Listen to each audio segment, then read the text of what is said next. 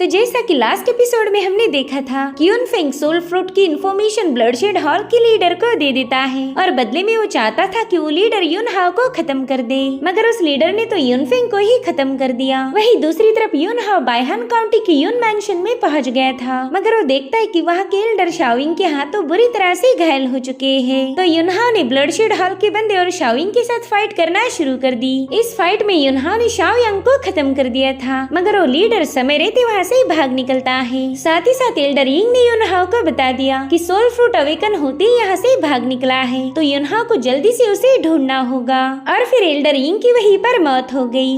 अब आगे तो इस एपिसोड की शुरुआत में हम कुछ कल्टीवेटर्स को देख पाते हैं जो कि फायर किरिन की केव में पहुंच गए थे। यहाँ पर मौजूद लावा पूल में ही वो फायर बीस्ट कैद था और तभी एक फायर मॉन्स्टर इन लोगों पर अटैक करना शुरू कर देता है। एक हुआजिंग स्टेज का मॉन्स्टर था जिसके चलते उसकी शेल इतनी टफ थी कि ये लोग चाहकर भी उसे मार नहीं पा रहे थे। साथ ही साथ वहाँ पर एक दो और मॉन्स्टर पहुँच गए, तो इन लोगों ने वहाँ से भागना शुरू कर दिया क्योंकि ये चाहकर भी उस मॉन्स्टर का मुकाबला नहीं कर सकते थे। इधर वो मॉन्स्टर भी उनका पीछा करना शुरू कर देता है। अब इन लोगों में से तो एक कल्टीवेटर को उस मॉन्स्टर ने वहीं पर खत्म कर दिया, मगर फिर भी दो चार लोग बच जाते हैं। वेल ये भी इसलिए सरवाइव कर पाए क्योंकि ये लोग समय रहते उस केव से बाहर आ गए थे और वो मॉन्स्टर उस केव पर लगे हुए सील की वजह से केव से बाहर नहीं आ सकता था। वहीं दूसरी तरफ हम यूनहाओ को देख पाते हैं जो कि फ्लेमिंग वैली में पहुंच गया था। वो देखता है कि ये जगह लावा एनर्जी से भरी पड़ी है जिसका यूज अल्केमी में किया जा सकता है। साथ ही साथ यूनहाओ देखता है कि वहाँ पर बाउडन टावर का कैंप भी लगा हुआ था, तो यूनहाओ उस केव का लोकेशन पूछने के लिए उन लोगों के पास पहुंच जाता है।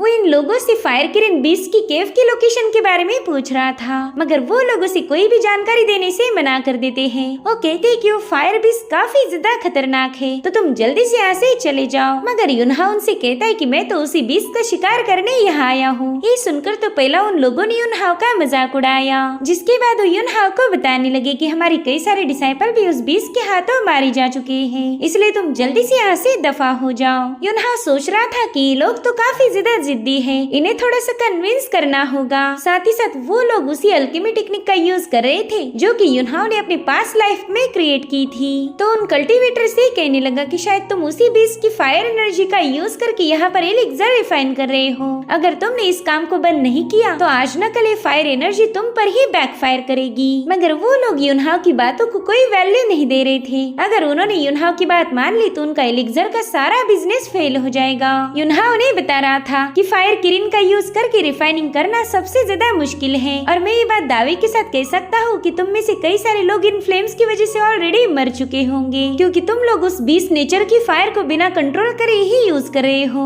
मगर वो लोग कह रहे थे कि हम ऐसा कुछ नहीं कर रहे और तुम जानबूझकर हमारे बाउडन टावर को बदनाम करने की कोशिश कर रहे हो। हमारे टावर की फायर कंट्रोलिंग टेक्निक फेमस है, इसलिए हम पर उंगली मत उठाना। जिस पर यूनहाओ कहता है कि फायर कंट्रोलिंग टेक्निक तो मैं तुमसे बेहतर जानता हूँ, तो क्यों ना हम लोग बेट लगाए। मैं यहाँ पड़े कुछ फायर स्टोन से एम्परर ग्रेड लेवल का क्रिस्टल रिफाइन करके दिखा दूंगा और बदले में तुम मुझे उसके में ले चलो। दरअसल एम्परर ग्रेड लेवल का एलिक्सर रिफाइन करने में बहुत डिफिकल्ट था। इसमें सिर्फ प्योर फायर ही नहीं बल्कि रिफाइन करने वाले बंदे का पावरफुल एसेंस भी यूज होता है, इसलिए उन लोगों को यूनहाओ की बातों पर जरा भी यकीन नहीं हो रहा था। मगर फिर भी वो यूनहाओ की बात मान जाते हैं। वो कह रही थी कि ठीक है, हम तुम्हें उस बीस्ट की केव तक ले जाएंगे, लेकिन फिर बदले में हमें क्या मिलेगा। तो यूनहाओ कहता है मैं तुम्हें एम्परर ग्रेड लेवल की पिल देने के लिए तैयार हूँ। जिस पर एक बंदा कहने लगा कि एम्परर ग्रेड की पिल तो काफी ज्यादा रेयर होती है, इसकी एक ही पिल किसी खजाने से कम नहीं, तो तुम्हारे पास 10 पिल कहाँ से आएगी। तो यूनहाओ ने तुरंत ही अपनी एम्परर ग्रेड की पिल्स शो करता है। उसे देखकर तो वो लोग काफी ज्यादा शॉक हो गए। तब तक इस कैंप का मास्टर लू भी वहाँ पर आ जाता है। वो कह रहा था लड़के, अगर तुम फ्लेमिंग वैली में जाकर उस बीस्ट को कैप्चर करना चाहते हो तो पहले तुम्हें अपनी काबिलियत साबित करनी होगी, जिसके लिए यूनहाओ भी अग्री हो गया। वो कहता है ठीक है, लेकिन मुझे भी आपकी बाउडन टावर की फायर कंट्रोलिंग देखनी है। तो एक डिसाइपल वहाँ पड़ा फायर स्टोन उठाकर उसे फर्नेस में रिफाइन करना स्टार्ट कर देता है। उसकी फायर कंट्रोलिंग टेक्निक की मदद से उसने उस स्टोन को कंडेंस मॉर्टल ग्रेड क्रिस्टल में बदल दिया था। अब वो एक बार फिर से 5 एलिमेंट फायर कंट्रोल का यूज करते हुए रिफाइनिंग स्टार्ट कर देता है और उसने इस प्रोसेस में अपनी ची पावर का भी यूज किया था, जिससे वो बंदा एक और क्रिस्टल बना लेता है। युनहाओ ये सब देखकर कह रहा था कि तुम रिफाइनिंग तो अच्छी कर लेते हो, मगर इस फायर को कंट्रोल किए बिना रिफाइनिंग खतरनाक होगी। खैर अब मैं तुम्हें थोड़ी मेरी स्किल शो करता हूँ। जिसके बाद युनहाओ ने कुछ फायर स्टोन्स फर्नेस में डालकर उसमें अपनी एनर्जी ऐड करना शुरू कर दी। उसने एक ही पल में एम्परर ग्रेड का क्रिस्टल रिफाइन कर लिया था, जो देखकर वहाँ मौजूद सभी लोग शॉक हो जाते हैं। एल्डर लू भी युनहाओ को प्रेज करते हुए कहने लगा कि इतनी यंग एज में भी तुम्हारी स्किल्स कमाल की है। माफ करना, मेरे डिसाइपल्स ने तुम्हारे साथ बदतमीजी की थी। जिसके बाद वो युनहाओ से उसका नाम पूछने लगे तो युनहाओ से बताता है कि मैं सोर्ड मार्शल सेक्ट का यंग मास्टर युनहाओ हूँ। युनहाओ ये नाम सुनते एल्डर लू कहने लगा कि तुम्ही ने सिटी लॉर्ड को खत्म किया था। अगर सही वक्त पर तुम उस केव में नहीं जाती तो शायद लियोन सिटी में तबाही मच जाती। जिस पर युनहाओ कहने लगा कि ये तो मेरा फर्ज था। वेल आज मैं यहाँ इसलिए आया था ताकि उस फायर किरण की इनेट फ्लेम को हासिल कर पाऊँ। मेरा काम पूरा होते ही मैं उस फ्लेम को आपके हवाले कर दूंगा, तो इसमें आपका भी काफी ज्यादा फायदा होगा, क्योंकि वो इनेट फायर फ्लेम का एक प्योर फॉर्म है। जिस पर एल्डर लू कहने लगा कि फ्लेमिंग वैली में जाने से पहले मैं आपको कुछ दिखाना चाहता हूँ। और अब एल्डर लू ने युनहाओ की मुलाकात उसके घायल डिसाइपल से करवा दी। वो युनहाओ को बताती है कि कुछ दिनों पहले ये लोग उसी केव में गए थे और इन पर अचानक से ही अटैक हो गया। उस केव में मौजूद बीस्ट काफी ज्यादा शातिर है, इसलिए हम कई सारी कोशिशें करने के बावजूद भी उसे कैच नहीं कर पाए। इसी वजह से हमने उस केव पर एक फॉर्मेशन सेटअप किया है ताकि वो खतरनाक बीस्ट उसमें से बाहर ही ना आने पाए। हम बस उसकी एनर्जी को हार्नेस करके यहाँ पर पिल रिफाइनिंग का काम कर रहे थे, मगर वो बीस्ट अब काफी तेजी से ग्रो हो रहा है। जो सुनकर युनहाओ कहने लगा कि अब हम ज्यादा वेट नहीं कर सकते, हमें जल्द से जल्द उस बीस्ट को कंट्रोल करना ही होगा। अगर वो और ज्यादा ग्रो हो गया तो फॉर्मेशन ब्रेक करके बाहर आ सकता है। लेकिन वो घायल डिसाइपल युनहाओ से कह रहे थे कि प्लीज उस केव में मत जाइए, वो बीस्ट बहुत ही ज्यादा खतरनाक है। उस बीस्ट के साथ साथ वहाँ पर कई सारे स्टोन टर्टल भी थे, उन्होंने ही हम पर अटैक किया। मगर युनहाओ कहता है कि मुझे उस केव में जाना ही होगा और यकीन मानो मैं उस बीस्ट को जरूर से हरा दूंगा। तो अब एल्डर लू अपने कुछ डिसाइपल्स के साथ युनहाओ को लेकर उस केव के पास पहुँच गए। युनहाओ देखता है कि उस केव पर ऑलरेडी एक बैरियर लगा हुआ था, यानी कि किसी ने पहले इस बीस्ट को यहाँ पर ट्रैप किया है और ये बात एल्डर लू को भी पता नहीं थी। अब युनहाओ इन लोगों से कह रहा था कि मैं अकेले इस केव में जाना चाहूंगा, क्योंकि मैं बेवजह आपके डिसाइपल्स की जान को खतरे में नहीं डाल सकता। जो सुनकर एल्डर लू थोड़ा सा परेशान हो गया। वो कहता है कि वो बीस्ट हुआजिंग स्टेज पर पहुंच चुका है। अगर आप हमें नहीं ले जाना चाहती तो प्लीज हमारे बाउडेन टावर की वाटर गाइडिंग पिल अपने पास रखो, ये बहुत ही पावरफुल ट्रेजर था। तो युनहाओ उससे वादा करता है कि वो इस बीस्ट को सबड्यू करते ही वाटर गाइडिंग पिल उन्हें वापस लौटा देगा।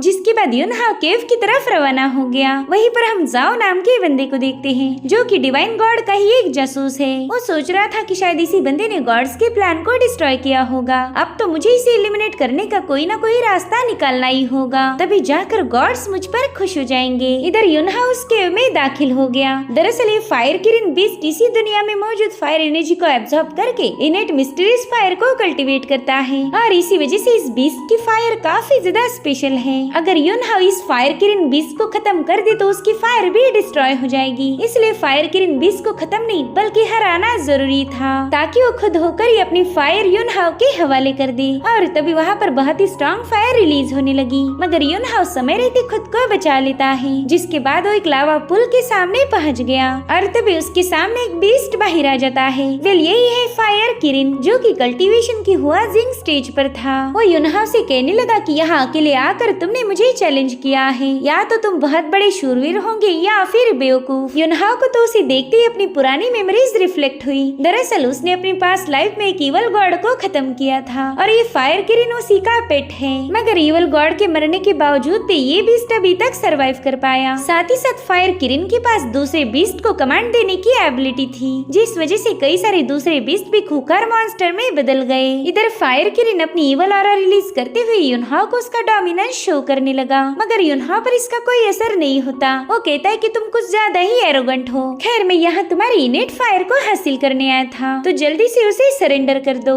और फिर हमें फाइट करने की कोई जरूरत नहीं। मगर फायर किरण आसानी से हार मानने वाला नहीं था। वो कहता है कि मैं भला एक मामूली इंसान के सामने सरेंडर क्यों करूं? जिस पर युनहाओ कहता है कि शायद तुमने मुझे पहचाना नहीं, जरा मुझे गौर से देखो और तुम्हें सब कुछ याद आ जाएगा। तो फायर किरण कहता है कि तुम 2 कौड़ी के ह्यूमन हो, तुम्हारी मेरे सामने कोई औकात नहीं है, इसलिए इनेट फायर को हासिल करने की ख्वाब देखना छोड़ दो। जिस पर युनहाओ कहने लगा कि 10,000 साल पहले मैंने तेरे इवल गॉड मास्टर को खत्म किया था। मैं तुझे भी मारने वाला था, मगर तूने मेरे सामने रहम की भीख मांगी, इसलिए मैंने तुझे जिंदा छोड़ दिया। तूने वादा किया था कि तू कभी भी किसी इंसान का शिकार नहीं करेगा, लेकिन तू तो इन 10,000 सालों में भी नहीं बदला। शायद यही तेरी फितरत है। ये सब सुनकर फायर किरिन थोड़ा सा शॉक हो जाता है। वो युनहाओ से पूछ रहा था कि बता तू एग्जैक्टली है कौन। तो युनहाओ ने उसे अपनी पास्ट लाइफ का फॉर्म शो कर दिया, जिसे देखते ही फायर किरिन समझ जाता है कि युनहाओ और कोई नहीं बल्कि सोड एम्परर है। वो कहने लगा ये तो इम्पॉसिबल है। मैंने तो सुना था कि डिवाइन गॉड्स ने तुम्हें खत्म किया है, साथ ही साथ तुम्हारी सोल भी डिस्ट्रॉय हुई थी, तो फिर तुम दोबारा से जिंदा कैसे हो गए।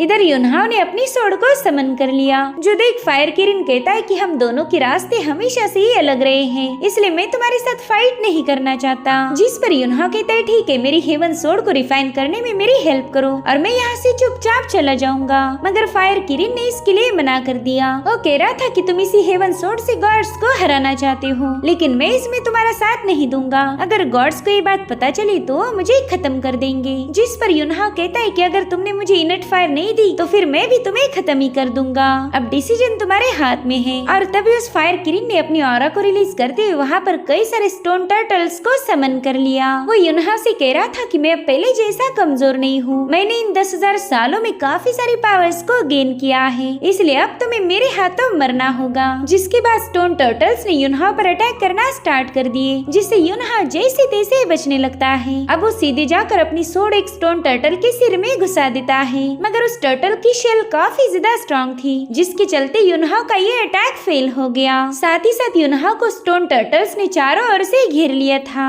और फिर वो युनहाओ पर फायरबॉल से अटैक करना शुरू कर देते हैं। इतने सारे पावरफुल बीस्ट से अकेले निपटना युनहाओ के लिए इम्पॉसिबल हो गया, मगर फायर किरिन को हासिल करने के लिए वो आसानी से हार नहीं मानेगा। और इसी के साथ एपिसोड यहीं पर एंड हो जाता है। Thank you so much for watching. Bye bye, take care.